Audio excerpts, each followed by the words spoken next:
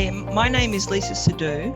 I'm the Deputy Head of School Education and a Senior Lecturer in Maths and Statistics in the School of Science.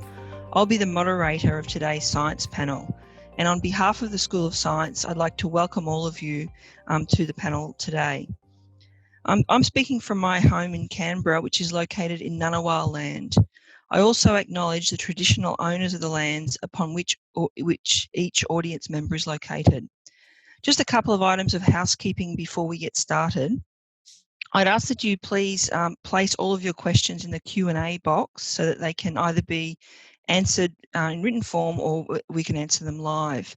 We'll try and answer all of the questions, but if we don't get to them, please email Student Recruitment and the email address will be available to you. I'd like to introduce our panel members today. We have Professor Warwick Lawson. Warwick is a professor in physics in the School of Science. We have Midshipman Siani Fanua. Siani is a midshipman in the Navy. She's in the second year of her Bachelor of Science Studies here at UNSW Canberra at ADFA, and she's majoring in mathematics and aviation. And we also have Ms. Emma Bowman. Emma is one of our friendly, helpful staff in student admin services, and currently Emma is the undergraduate coordinator. I'd also like to acknowledge our staff members behind the scenes today. We have Vanessa Dawson, Mika Tranter and Frank Larkin, who will be typing in responses to some of the questions that you put in the Q&A box. And we also have Leanne Hugh, Georgia Torkins and Ken Steer, who'll be working in the background just to keep everything running smoothly. So I'll now pass over to Warwick, who'll give an introduction to the School of Science and an overview of his role in the school. Thanks, Warwick. Thanks very much, Lisa, and welcome everyone. As Lisa said, my name is Warwick Lawson and I'm Professor of Physics in the School of Science here at UNSW Canberra at the Australian Defence Force Academy. Thank you for attending UNSW Canberra's first ever virtual Open Day weekend. Open Day is one of the highlights of the academic year for both UNSW Canberra and for ADFA, but this year, because of COVID, it has to be done a little bit differently, just as we are doing everything just a little bit differently this year.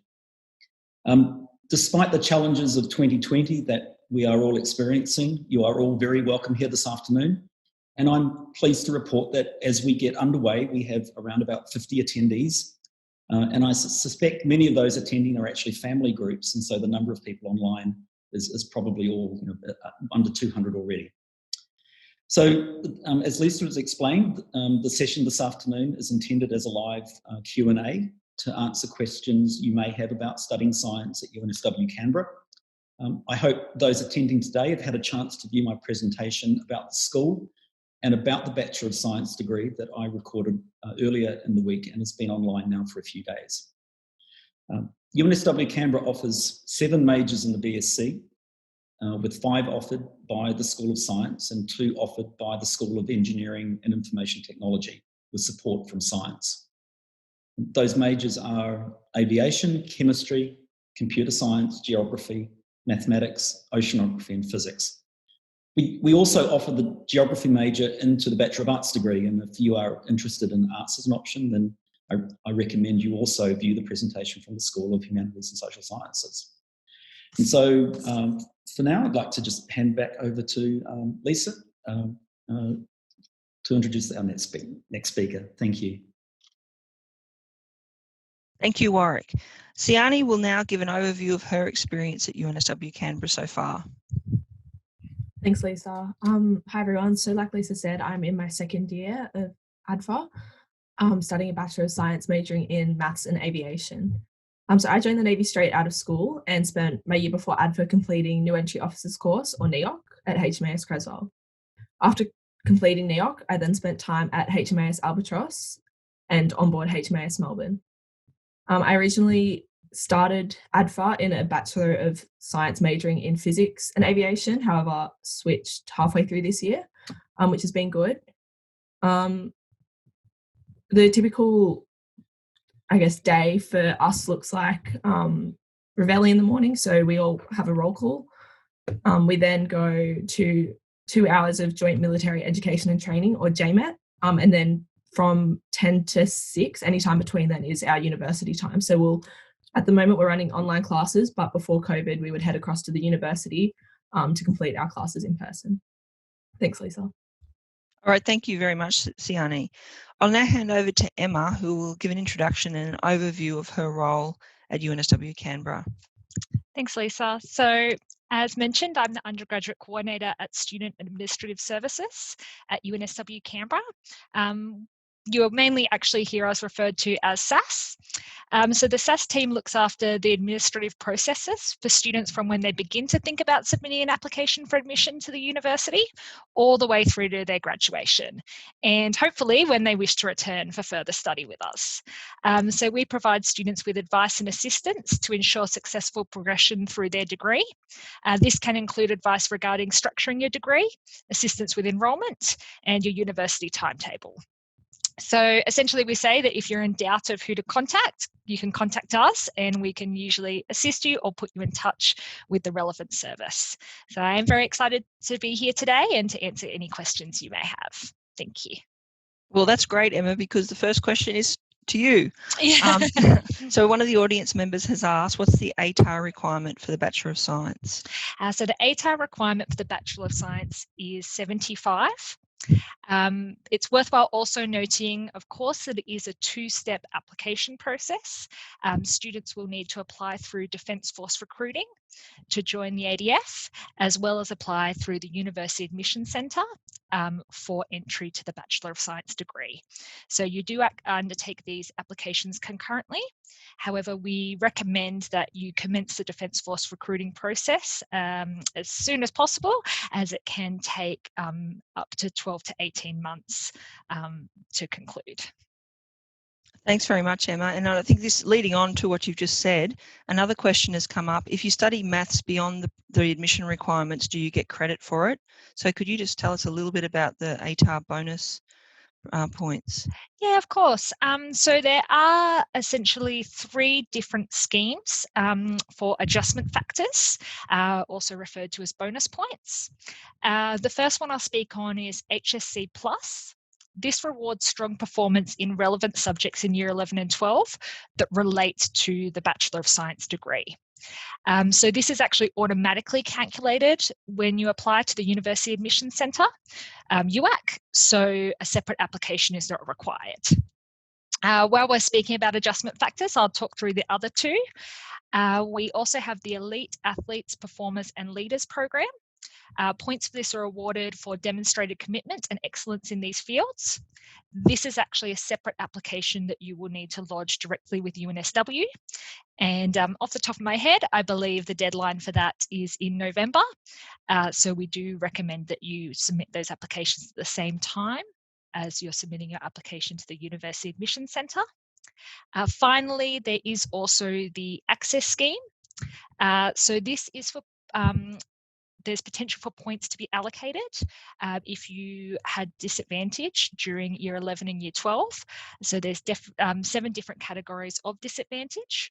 And I also wish to advise that there is a new category in response to COVID-19. This application you need to submit separately, but you will be able to submit that via UAC as well. Fantastic. Thank you, Emma. Warwick, next couple of questions for you, please. They relate to prerequisites, or in our case, assumed knowledge. So somebody has asked, are there any prerequisites? Where can I find this information? And someone else has asked specifically about the level of maths required if they were undertaking a chemistry and geography double major program. Okay, thanks very much. Those are good questions. So every one of the double major programs in science assumes that students will enrol in both of our first semester mathematics courses, Mathematics 1A and Mathematics 1B. And the assumed knowledge for first year mathematics at UNSW Canberra for most states and territories is the second highest level of mathematics, with a recommendation that you do the highest level if it's available to you. So a simple way of thinking about that is that if you've done a mathematics program at school that is calculus and algebra based, then you'll almost certainly meet the assumed knowledge requirements for our science programs. And information about assumed knowledge can be found on our website. All right, thank you, Warwick. And following on from the same idea of prerequisite subjects or assumed knowledge, we've got somebody who says they're a current Year 11 student who doesn't do any science subjects and wants to know, can they still apply for a Bachelor of Science? Okay, thanks for that question, Lisa. Well, I suppose the answer is yes, but we would strongly encourage you to make sure that you have what we assume to be the knowledge coming into our first year programs. And so for students who haven't taken science or haven't had an opportunity to take science, there are ways of catching up, particularly through online providers like UniLearn, who offer bridging courses in subjects like mathematics and physics that are more than adequate to meet our entry requirements. Okay, thank you. All right. So back to, I think we should have Siani soon, but back to Emma first. Do they get bonus points for doing cadets and Duke of Edinburgh Gold? Yes, so there is potential to apply for those under the Elite Athletes, Performers and Leaders program. So there is information regarding the different points awarded online. So I would recommend to look that up, or feel free to send an email through to student.recruitment@adfa.edu.au, and we will be able to help you through that process. Thanks very much, Emma. And now a question from me for Siani, please. What courses did you do at high school, and how well did they prepare you for your study here, Siani? Sure. I studied a lot of science-based subjects in school because that kind of interested me. I will say it did help coming back to learning again. So I didn't really have to study that much in my year before ADFA in the Navy. It was kind of just a lot of learning experiences, but no actual formal kind of like high school learning. So coming back to university was a bit difficult at the start. And I will say that my science subjects, such as physics, in school did help, but it's not required. So I have a lot of friends that didn't do high level maths at school, and they found it okay to catch up as well. So, yeah. Okay, thank you, Siani. Warwick, what is involved in the aviation major? Okay, so the aviation major is underwritten at first year by mathematics and physics. And then there are a number of specialised courses in aviation taught at level 2 and level 3. And Siani is probably the perfect person to ask this question in detail. So there are courses like fundamentals of flight aviation, safety, air traffic management, etc. How about we do pass over to Siani? Do you have anything else you'd like to say about the aviation major and maybe why you chose it and what you're doing in the what subjects you're doing? Sure. So I'm an aspiring pilot, so hopefully after ADFA I'll be heading to pilot's course. So that's why I kind of chose an aviation major. It interests me as well. Like Warwick said, first year of an aviation degree is maths and physics, pretty much, with a few subjects just as an intro to aviation. This semester I'm currently studying fundamentals of flight, which is engineering based. So we do it with all the aeronautical engineers at ADFA. There are other subjects like aviation safety, which we studied last semester, which was interesting as well. Yeah. Okay, that's great, Siani. Thank you. It's nice to get the student's perspective on what it's like to study these majors. Back to Warwick. One of our audience members has asked, how do electives work and what electives are available? Okay, so there are several types of electives. Students who do double majors would carry their subjects from their first year courses to their third year courses as a minimum. And at first year, there is always room to do additional subjects just to increase the diversity of the courses that you study at level 1. Most of our science students would fill out their first year with science subjects, but many also choose to do subjects from the Bachelor of Arts and the Bachelor of Business degrees, just to, again, follow subjects that you're interested in. At level 2 and 3, most of the science programs have room for what's called a free elective at level 2, and that can be almost any subject you choose to do, any subject of your choice. We also have a number of other electives, general education electives, which are general education programs offered by the School of Humanities and Social Science. And then we have a course on cybersecurity that almost every student at UNSW Canberra does at third year. We call that a prescribed elective. And a prescribed elective is an elective that you have to do because we tell you to.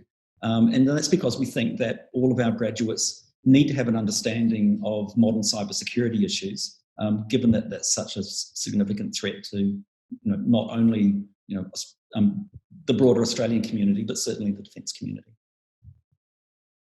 Okay, thank you, Warwick. Warwick, could you just tell our listeners a little bit about the double degree, science and engineering double degree? Okay, so this is particularly relevant for the civilian students who are able to, if they wish, to do a double degree in engineering and science. I believe the current options for the science major is physics, mathematics and computer science. And the reason for that is that many of those subjects are parallel subjects between the Bachelor of Engineering degree and the Bachelor of Science degree. That double degree a student can take or can complete in 5 years, is my understanding. Yes, yes. And another one to you, Warwick. What areas would be studied in a geography major? Okay, so our geography major is fairly unique in that it's a combination of environmental geography subjects and cultural geography subjects. First year is extremely broad. It has elements from both those areas. And then at upper level, there are specialist cultural geography subjects in areas like cultural geography and social geography. And in physical geography, there are areas like biogeography. And we also teach a course called Hazards in third year that is also part of the aviation major. The geography degree also has a very strong fieldwork component. There are field activities in all 3 years, a combined field school at first year, separate cultural and environmental geography field trips at second year. And in a normal year, we'd have an overseas field trip in third year. And our intention this year was to take those students to Singapore to learn about modern cities, or at least high-tech cities. But of course, with COVID, we can't do that. But next year, hopefully we can. Hopefully. Emma, one of our audience members has asked if they were admitted to UNSW Canberra for a BSc, could they then transfer into a Bachelor of Engineering? So there is potential. Essentially, it is an application process and approval would be required from the school that you'd be entering. So in this case, the School of Engineering and Information Technology, from Defence, as well as the university. So really, if you didn't meet the entrance requirements to a Bachelor of Engineering, initially, you'd be looking at then having to complete a year's worth of study here with us, and then we would use your weighted average mark from the courses you've completed to determine if you would be eligible. Another thing to keep in mind is it would also depend on the courses that you completed under the Bachelor of Science. If these don't align with the courses under a Bachelor of Engineering, there may be additional time required to then complete that Bachelor of Engineering. So essentially, we would recommend always coming and talking to Student Administrative Services before looking into that, and we can guide you through that process and the requirements. Thank you, Emma. Another question now to you, Warwick. Do you have to do high school physics for an aviation major if you've done specialist maths? So strictly the answer is no, but we would strongly encourage that you do. The better prepared you can be in your high school or college subjects before you come into university, the easier you'll find the transition from high school to university. And of course, our students are making probably more transitions when they come to ADFA than almost any other student does, and that they're also entering a military environment, and so they're not only experiencing that transition in education, but moving from being at home into the Defence Force.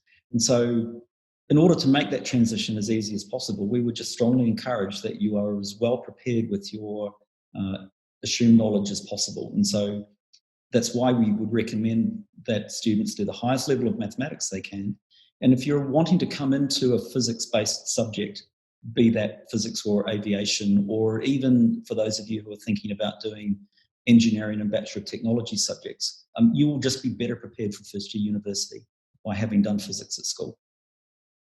Thank you, Warwick. Now, somebody else has asked, what's the difference between aviation major, I guess, within the science degree and the aeronautical engineering degree? So they asked, does the aviation major focus less on maths and more on the piloting as well? I know, Warwick, you're not in engineering and IT, but do you have any insight into that? Yeah, I think I can partly answer that question. Yeah. So in a BSc degree, aviation is one of the two majors that a student will do in order to get the degree. If they study a B.Tech aviation degree or aeronautical engineering degree, then the entirety of their degree program is going to be aviation or aeronautical engineering focused. And so in the BSc, students have got the opportunity to do a second major in another subject area that they're interested in. So they have a little bit more flexibility in the program, whereas the B.Tech degrees, the BE degrees are much more prescribed. Thanks, Warwick. And still in the aviation, we have a lot of people interested in aviation who are audience members. Do they need an aviation major? I don't know. Actually, I'm not sure whether we can really answer this. Do I need an aviation major in order to be a pilot in the Air Force? I can answer this one. No. Good, So Siani. Yep. pilots at ADFA can study essentially anything they want. So Yeah. I have a lot of pilot mates studying business or arts. There's a few of us studying an aviation major purely because it interests us, but it's not a requirement. Thanks very much, Siani. That's great. Okay. I might pass this back to Emma. What's involved with the CDF program? Oh, this might be a joint Emma and Warwick response, actually. And what's the ATAR requirements? Emma, can you tell us about the ATAR requirements for the CDF program in the science degree? So we are looking for an ATAR of 95. It's an invitation only degree. So you wouldn't actually be submitting an application for admission through the University Admission Centre. You would still be going for the Bachelor of Science, and students who are eligible would then be invited for entry. It can also be invited for entry based on your weighted average mark after you've completed some courses here with us. And also when you're in the program, you have to maintain a high weighted average mark to remain in it. So perhaps, thanks very much, Emma. Perhaps Warwick could tell us a little bit about the CDF program and how that works. Thanks, Lisa. So the main difference between the CDF program and a regular Bachelor of Science degree is that the students in the CDF program are given an opportunity to immerse themselves in research activities throughout their degree.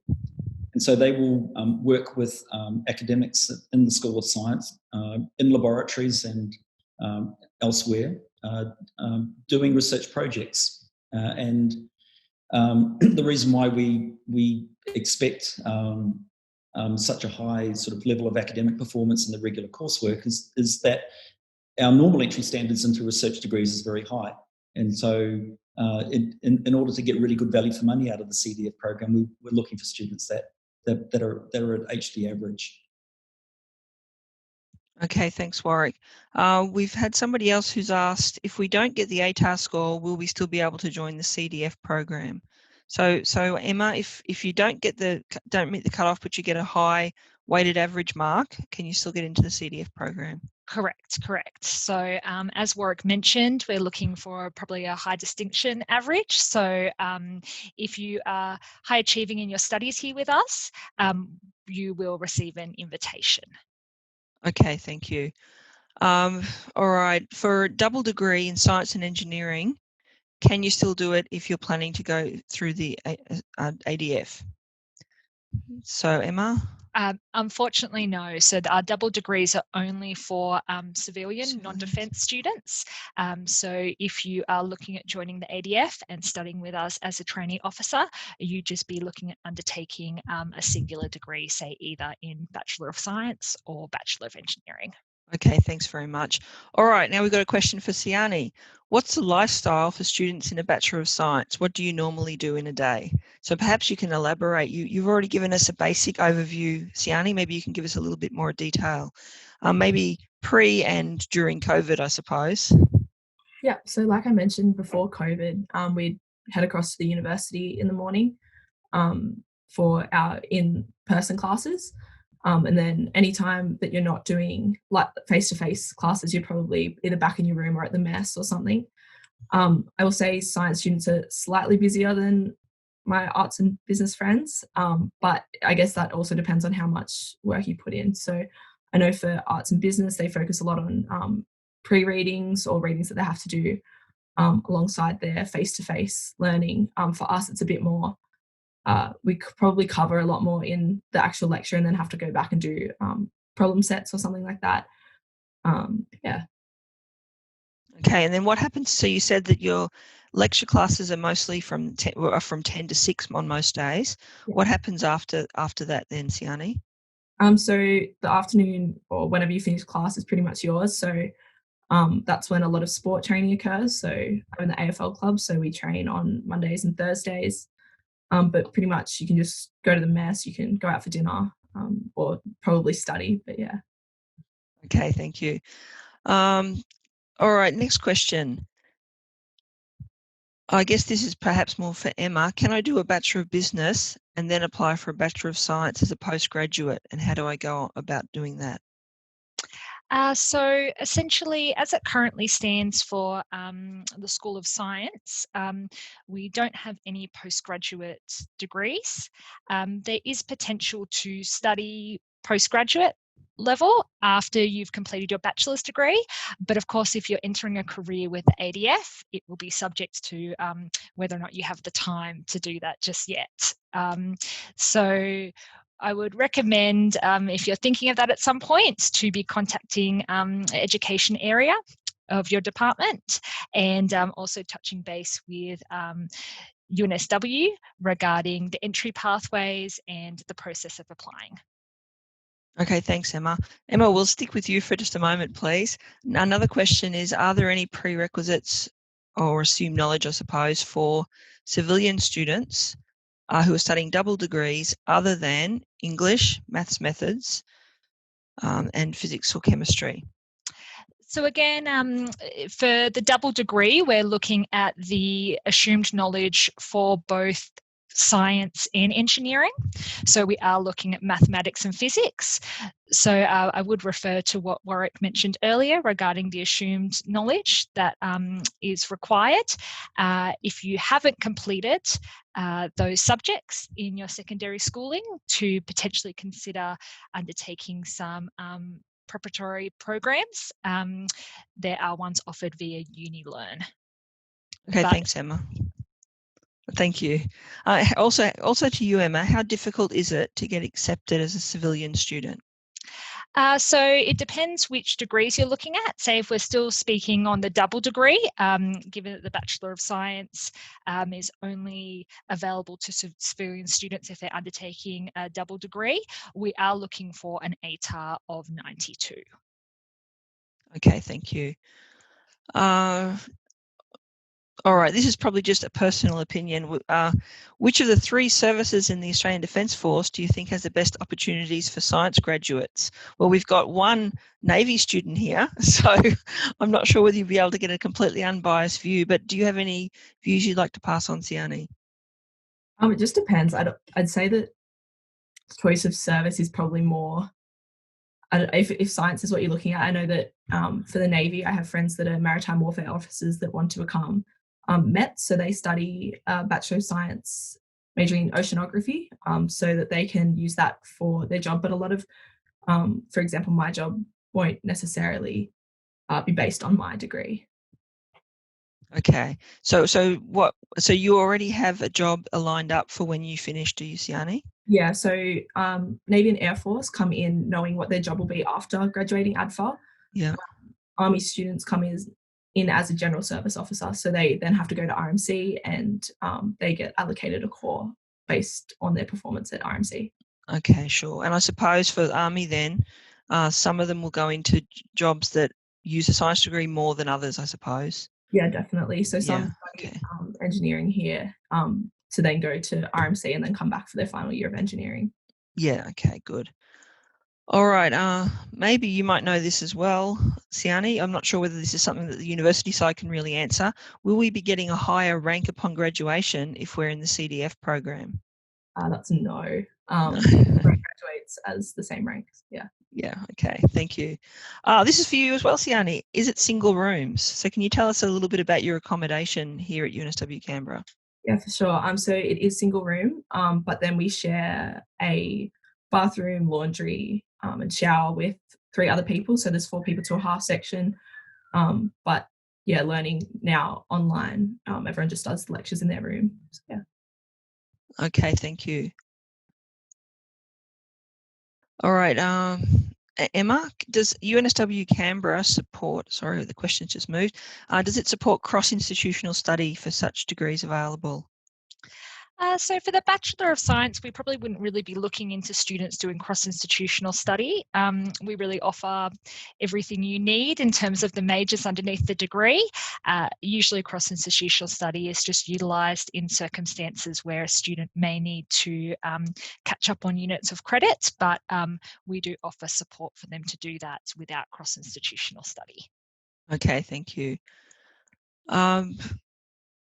Warwick, what do you think the ratio between civilian and military students studying science degrees is?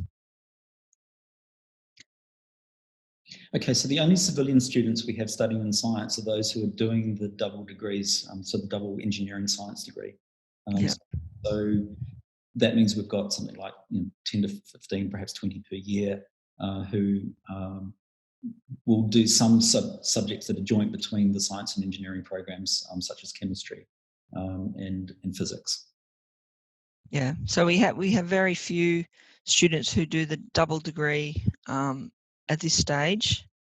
But otherwise, all of the students who are just doing a Bachelor of Science degree are all trainee officers. Yes, that's right. All right, so we've already had, I think Emma's already addressed that if it is possible to start with a Bachelor of Science and change into a Bachelor of Engineering, if, for example, your ATAR isn't quite high enough, but we'd recommend that you do talk to Student Admin Services if that is what your intention is, so that you can get some advice on what courses you should be doing. Okay, we've already talked about course, or how is the program structured? Perhaps Warwick, you could tell us a little bit more about how the science degree is structured. And you've already mentioned about electives, but somebody's asked about that. So every major in the science degree consists of 8 courses worth 48 units of credit. A typical major will have 2 courses at first year, 3 at second year, and 3 at third. And almost all of the majors have that structure. There are also university degree requirements that require 6 upper level courses and at least 3 at third year. So our BSc degrees and our BSc majors satisfy university degree requirements. And then the electives, as I've mentioned before, we've got a number of general education electives that students have to take. We have the cybersecurity prescribed elective that almost all students at UNSW Canberra take. But then beyond that, if your program allows you free electives, then you can take subjects from other science majors and even potentially arts majors and business, or arts subjects and business subjects, if you want to broaden your degree.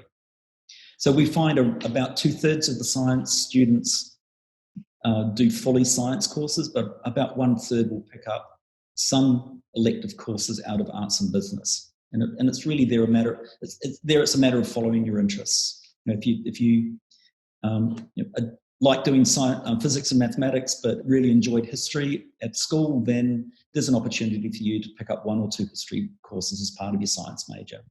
So out of the 144 units of credit that make up a BSc, you need a minimum of 96 units of credit in science courses, and the others can be electives of one sort or another. Okay, thanks. Okay, thank you, Warwick. Warwick, another question for you, please. How does a Bachelor of Science majoring in computer science differ to a Bachelor of Computing and Cybersecurity? Okay, so the answer to that question is a little bit like the answer to the question of the difference between the aviation major and the BTEC aviation degree. The Bachelor of Computing and Cybersecurity is essentially the computer science major plus an additional major in cybersecurity. So again, if you want to have a more diverse degree with a lot more elective choice, then the BSc is a good option because you can choose the two majors that you want to take. But if you've got a strong interest in computing and cybersecurity, then this is a good degree to take, but it is much more prescriptive than the courses that you have to take, particularly at second and third year. Thank you, Warwick. Siani, a question for you. Do you have to pay for your rooms? There is a small fee. It's just taken out of our paycheck though, so we don't really have to pay anything. It just comes out of our pay that's fortnightly. Thanks, Siani. And another related question that somebody else has asked, are there costs involved in studying at UNSW Canberra at ADVA, such as uniform, food, or they've asked about the overseas field trips and so on? So I might ask the first couple of bits to you, please, Siani. Yeah, so it depends on if you want to eat at the mess for food. So if you do, you can just turn your living in meals on, so you'll that will be deducted from your paycheck as well. With uniforms, you're issued all of your uniforms that you wear to and from, but you also do get a uniform allowance as part of your paycheck, just to maintain your uniform or if you lose a piece of kit or something. Thanks, Siani. What about, this is not us specifically, but what about textbooks and so on? So textbooks can be reimbursed, so you do have to purchase the textbooks, but then there's a process that you go through to then be reimbursed for any costs that come. Okay, thank you. Emma, a question for you. Is the double degree for civilian students HECS-free? Yes, so for studying as a civilian or non-defence student at UNSW Canberra, you essentially have to be eligible for a Commonwealth supported place, which then would give you the ability to defer your fees to HECS Help as long as you meet the eligibility requirements for HECS Help. So something probably to look into or to contact our office for clarification on. Thank you, Emma. Somebody else, Siani, has asked, what do you get paid fortnightly? I'm not sure if you're comfortable answering that. It's up to you. I probably won't answer that, but yeah, look up pay scales on, like, if you just search defence pay scales, you'll see what a midshipman in second year gets. All right, that'd be good. Thank you very much for that. All right, another question for you, Siani. If you could go back a few years in time, so maybe when you're in the mid to late years of high school, and if you could give yourself some advice relating to your studies here, what would it be? Probably in my year post school, so my NEOC year, before joining ADFA, I'd probably just say to myself to kind of keep up with my studies a bit more. Obviously, I didn't have anything to be studying, but just keeping up to date on my maths and stuff, because it was a bit difficult coming in after a year off. Okay, can you just tell us what NEOC is, please? Yeah, so NEOC's new entry officers course. So anyone joining the Navy as an officer will complete the course. So it's 5 months at HMAS Creswell, where you learn pretty much just basic officer skills or leadership. So that's, if you join ADFA as a midshipman, you have to do that year before. So you do that, and then depending on what job you are, you'll do 6 months of work experience. Okay, and do you know, I mean, so somebody's asked specifically about NEOC. They say, what does it consist of? You've told us a little bit about that. How can we mentally and physically prepare for it? I'd say for NEOC, the biggest thing is being physically fit. A lot of the mental challenges are brought on by physical challenges. So that's probably the most difficult bit, is the physicality of the first 4 or 5 weeks. So just preparing yourself to be as fit as you can going into it would be probably my advice. It also consists of, after you've completed your initial training period, it does calm down a bit. You still have a lot of PT, but it's not as physical. Yeah. Thanks, Yanni. That's great. And along the same line, somebody asked, were you part of the Navy cadets before you enrolled? No, I wasn't. No, I don't think it's required either. Like, it's great if you do it, but I wouldn't say I was disadvantaged by not doing it. Okay, and another question do ADVA students study and train simultaneously? For example, military training in the morning and then afternoon classes. You've already told us some of this, but maybe you can elaborate a little bit more, Siani. Yeah, so it is concurrent. We do pretty much everything together. So, like I said, military training from 8 to 10 in the morning, and that can be briefs, it can be PT. There are a few afternoons where we have it in the afternoon, but yeah, pretty much it's all together. All right, thank you. And while we're with you, Siani, another person has asked, they said they don't have a laptop currently, only a desktop tower and an old iPad. Do you know whether your classmates, are they able to just bring desktop and so on into the accommodation? Yeah, so a lot of people do have desktops set up in their rooms, but then a lot of other people just have either use iPads or laptops. It's personal preference, really. Okay, thank you for that. All right, and does NEOC apply to Air Force or just to Navy? Just to Navy. So the Navy is the only service that does the year before coming to ADFA. Air Force and Army, their first experiences in the ADF will be at ADFA. Okay, thank you. All right, Warwick, a question for you. You've been sitting there patiently for a while. Is there a possibility for doing an honours year after completing a science degree? Yeah, absolutely. And this year we've had two Navy trainee officers do honours degrees in chemistry. And in recent years, we've also had midshipmen do honours programs in oceanography. This is an ability of a student to do honours at UNSW Canberra is very much dependent upon service requirements. And so depending upon whether the ADF needs students to graduate from it and go straight out into their service positions or not. And it really depends a little bit from year to year. A lot of the honours programs that students do at UNSW Canberra are defence related in some way. And I'd have to say that the ADF is probably becoming a little bit more liberal towards honours degrees than they've been in the past. Okay, thank you, Warwick. Siani, back to you. I know you said you weren't a Navy cadet. From your experience in talking to other students, other training officers, do you think that being a cadet beforehand would help with adjusting to military life?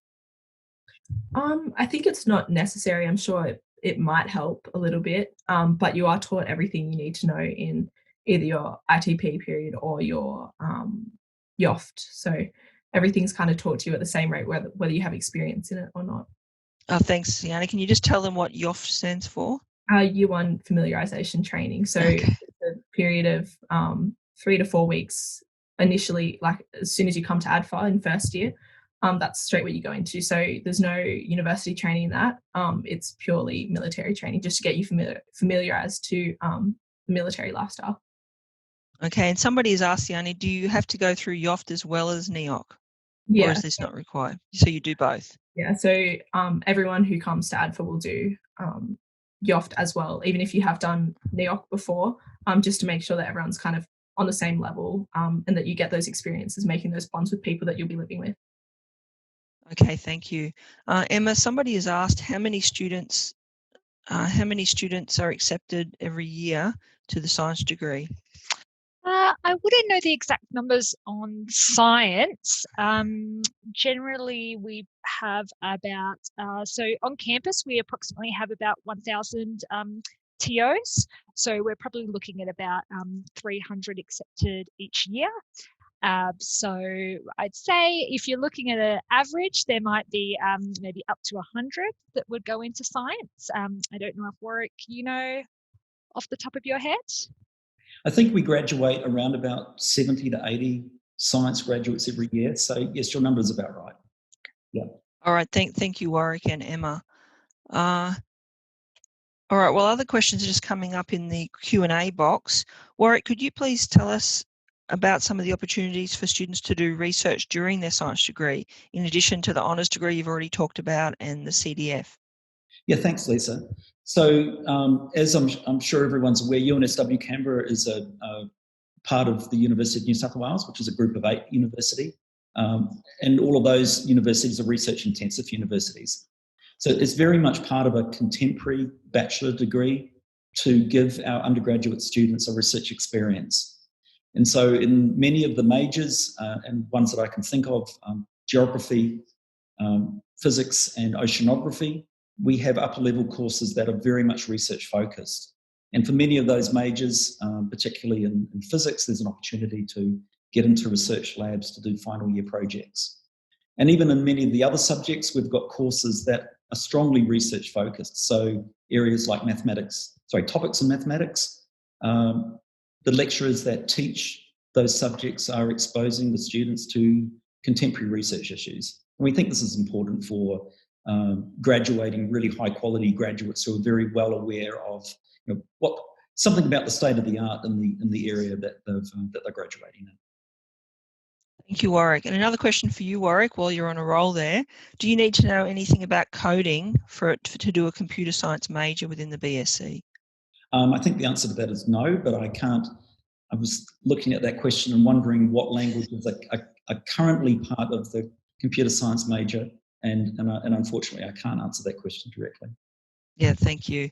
If there are any questions that we can't answer directly, please do feel free to email student recruitment and they can pass it on to our school so that somebody teaching into the computer science major can answer those questions. Siani, are there any costs regarding the sports facilities and being able to use them? No, so we get free access to the gym on base. We also get our registration. It's a requirement at ADFA to play a sport. So our registration for our primary sport is covered as well. Okay, thank you. And again to you, Siani, as a Navy students have to do NEOC, does that mean that you started ADFA later than everybody else? Or would you have to compensate for that by entering earlier? Well, if you could just tell us, what happened after you left school? So I left school, went straight to NEOC, Yep. and then completed my year, and then came to ADFA. So we start at the same time as as Air Force and Army students, but we have a year before. So pretty much that's their first year in defence and it's our second, but we all start YOFT at the same time. Yep. Okay. Thank you. Warwick, could I just ask you, please, what's some of the main advantages for students studying science with us rather than at other universities? Okay, so I think one of the very biggest advantages for UNSW Canberra compared to any other university in Australia is the ratio between staff and students. What we think of as a large class at first year with perhaps 200 students compares to 2,500 first year physics students on the main campus and about 4,000 first year mathematics students. So students at UNSW Canberra have got much greater access to their lecturers and tutors than any civilian student would have. And we strongly encourage students at UNSW Canberra to take advantage of the easy access they have to their lecturers. Along similar lines, and in our upper level subjects at level 2 and level 3, where class sizes might only be 10 to 20 students, you'll find that the lecturer does every aspect of the course. They'll be both your lecturer and your tutor, and if you're in a lab-based course, probably your laboratory demonstrator as well. And so that sort of interaction between staff and students just doesn't exist anywhere else in the country. Okay, thank you, Warwick. And along those lines, if you could also please just tell us about some of the academic support available to our students. Okay, so another aspect that makes UNSW Canberra unique is that we take undergraduate students from every educational jurisdiction in Australia, so all of the states and territories, and of course we've got quite a number of students who are international students. So we have students coming into UNSW Canberra with a very wide range of educational backgrounds, particularly in those core areas like mathematics that are fundamental to the science degree. So to support students, we offer a very extensive first year support program. We will pre-test students to look at their mathematics ability before they start studying. And if it's not quite up to scratch, then we'll invite them into additional support programs. The people who run the support programs are available to all students who need them right through not only first year, but their higher years as well. We also have a similar support program in physics, there are also support programs around English language and writing skills as well. And again, the level of support that we provide into those types of services is another aspect that makes us unique. Yep, thank you. Thanks very much, Warwick. All right, the question for Siani, please. How has COVID affected your life with the Australian Defence Force so far?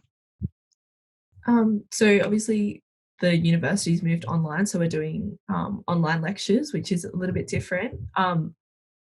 From the military side, a lot of our single service training's been cancelled. So we were supposed to have some Navy training mid-year for our break that got cancelled. But I think the transition has been pretty good. So yeah. Okay, thank you for that, Siani. Maybe Emma might be able to answer this one, although we're not in the Defence Force. Do I have to join ADFA straight after year 12, or can I take a gap year and join later on? No, so yeah, students are welcome to take a gap year if they wish to do so. It would then just be noting when you start the application process. So you would need to still leave that amount of time of 12 to 18 months to start your application process with Defence Force recruiting. And then you would just be applying for admission to the university, generally about August the year before you're looking to commence here with us. So you wouldn't submit your application at the end of year 12, you'd be looking at submitting that to the university during your gap year, but we would be recommending that before or during a gap year, you'd be commencing that process with Defence Force recruiting. Thanks, Emma. And just along those same lines, is there an expected date in which people will receive offers to study at UNSW Canberra for 2021? So our main offer rounds are in December and January. So there's a number of different dates that we release offers, but those are the main months that those will be being released. Okay, thank you. Warwick, are the classes combined with civilian and defence students? Yes, they are. Yes, there's no separation between the civilian cohort and the trainee officers in our courses. Okay, thank you. Somebody has asked here, does a gap year in ADFA give a higher chance of joining? Can anybody address that one? It's more of a defence recruiting question, I Probably suppose, for Defence Force recruiting, yeah. I wouldn't really be able to advise on their application process. Okay, thank you. All right, Siani, do you know whether doing the NEOC year before ADFA, does this extend your return of service obligations? It's required, so I don't think so. It's part of what you have to do. So no, even if you don't go through ADFA, you have to do NEOC as well. So I'm going to say no, but I'm not too sure. Yeah, okay. Again, some of these questions might be better off asking specifically to defence recruiting, who can give you a more balanced view on that. Can I still apply with an ATAR lower than my minimum? Well, Emma has already talked about various ways that you can get ATAR bonus points. So this person has asked, can I still apply with an ATAR lower than my minimum? For example, if I apply for a priority role, I'm not sure what that means. My ATAR requirement being 75 and I achieve 74, will I still have the option to gain entry into ADFA? Can you shed any light on that, Emma? Yeah, so you do require essentially successful applications both through Defence Force recruiting as well as through a University Admission Centre. So really, if you don't receive a job offer from Defence or you don't receive the required ATAR, then you wouldn't be eligible for admission, you wouldn't be given an offer. So in the case that you received a job offer from Defence, but didn't meet the selection rank for entrance to the university, we would be recommending you contact us for potential alternate pathways to gain you the entry to the university. Okay, thank you, Emma. Now, the next question I'm about to ask is probably more for defence recruiting, but somebody has asked, if I complete my degree at UNSW Canberra, how long am I locked into the Australian Defence Force? Is there a set obligation that I need to serve the Australian Defence Force for a set amount of years? And what if I break this obligation? Siani, are you comfortable in just answering from your perspective? Yeah. So the return of service obligation differs depending on what your job is. So for me, it's a bit longer because pilot training is long and costs a lot of money. So I have to give service back. But you can find how long you will be locked in for based on what job you're looking at going into on Defence Force recruiting. Okay, thank you very much, Siani. We've got a little bit more time left. No questions at the moment, but Emma, if one of our incoming students had already undertaken some study at another university, what should they do? So if you receive a letter of offer from us, we will also be following up with a welcome email. Included in this will be instructions regarding how to apply for potential credit transfer if you have completed studies at a bachelor level at another university. It is an application process, so it isn't guaranteed. We would be getting you to submit an application, which would include official academic transcripts and course outlines. This would then be sent to the relevant authority at the School of Science or any other schools if necessary for them to assess an equivalency to see if you are there is potential credit that you can be awarded. We would then also be assisting you with looking at a degree structure if you do have credit awarded. Okay, thank you, Emma. And somebody has asked about alternate pathways information, into their degree program. Yeah, we very much recommend it's best to look at individual cases for alternate pathways. So we would highly recommend you send an email through to student.recruitment@adfa.edu.au so we can look at your specific case and provide the relevant advice. Okay, thank you. So, Siani, from your experience, did you apply for UAC at the end of Year 12 in Navy, or do you apply during the completion of your NEOP training? So I applied in my year at the end of my Year 12 year. You do need, so essentially your offer just gets deferred for the year that you go to NEOC for. But because obviously what you do in your post NEOC time is dependent on whether you're going to ADFA or whether you're going direct entry. So you do need an offer from the university at the end of Year 12. Okay, Thanks, Siani. And any specific questions about Defence Force recruiting, please do direct to them. How many students can join ADFA in the first year? I think Emma's already told us we have approximately 300. Is there anything else you wanted to add to that? I guess the numbers are really determined by Defence Force recruiting for what job roles they need to fill and so on. So really in the end, what you need would be that job offer from Defence as well as a letter of offer from the university. Okay, thank you, Emma.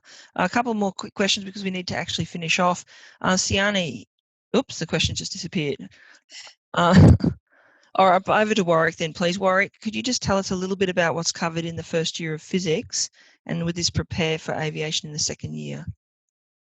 Yeah, thanks, Lisa. So the first year physics program, I suppose in some ways is fairly traditional. It covers areas from mechanics, thermodynamics, optics, atomic and nuclear physics, and electromagnetism. So it's a very broad range of subjects taught, and many of those are directly relevant into areas of aviation. So radars, for example, air traffic management, obviously is underwritten by electromagnetic theory, and so some early exposure to that is useful. The combination of physics and mathematics at first year absolutely prepares students for the aviation major at second and third year. All right, thank you very much, Warwick. Well, unfortunately, we're out of time now, but I would really like to thank our panel members, Warwick, Emma and Siani, for coming along and answering all of your questions. I'd also like to thank our staff working behind the scenes, Vanessa, Mika, Frank, Leanne, Georgia and Ken. So thanks very much for helping us to run this smoothly. And most importantly, I'd like to thank all of you, the audience, for coming along today, for taking the time to join us and for asking your questions. If you do have any other further questions, please do feel free to pass them on through student recruitment. And if they need to be directed to us, that will happen. We do hope to meet some of you in the future face-to-face eventually when you study science at UNSW Canberra at ADFA. So thanks everybody.